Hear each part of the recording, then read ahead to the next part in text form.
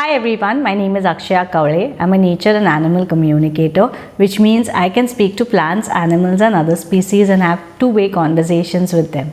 If you are a budding communicator and just starting out and wish to have a smooth communication, then I'm going to share with you a few tips that can really help you.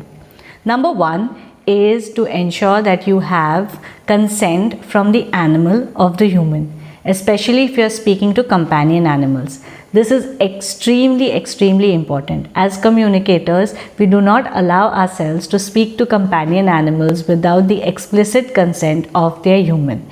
If you're speaking to wild animals, community animals, or free animals, then by all means this consent is not required. However, if we are speaking to animals, plants who belong to humans, who are living with humans and who are a part of their family, then explicit consent from the human is a key.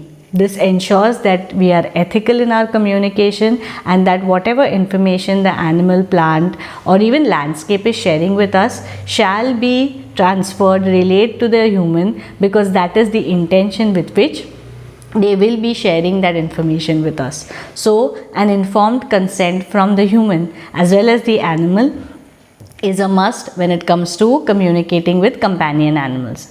Number two, ensure that you are as neutral as possible during these communications. Now, it's not always going to be possible for us to be a hollow bone and absolutely have no emotions or thoughts involved in the communication. It's quite obvious that there are going to be times when we have our own biases, our own emotions involved in the conversation. So the key here is to be aware of these biases or these inhibitions that we may have. Sometimes it helps actually letting the animal know what we feel about the situation so that our biases can be set aside and the animal has a free rein to share their opinions without fearing being judged or without us having the pressure of allowing our projections to come in the conversation. So ensure that it is very important that we ensure we are mindful, we are aware of what we feel about the situation so that we are also able to stay neutral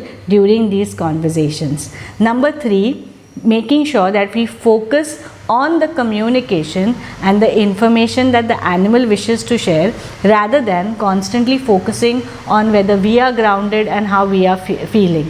This is extremely important. A lot of times we hyper focus on our own grounding, forgetting that the focus should be on the information that the animal is wanting to share with us. This not only happens when it comes to grounding, it also happens when we are overly worried about the kind of feedback we are going to receive from the human. So please make sure that before you start the conversation, you remind yourself that you want to focus on what the animal wants to share so that the conversation is free flowing and it actually serves the purpose of helping the human and the animal create a better relationship.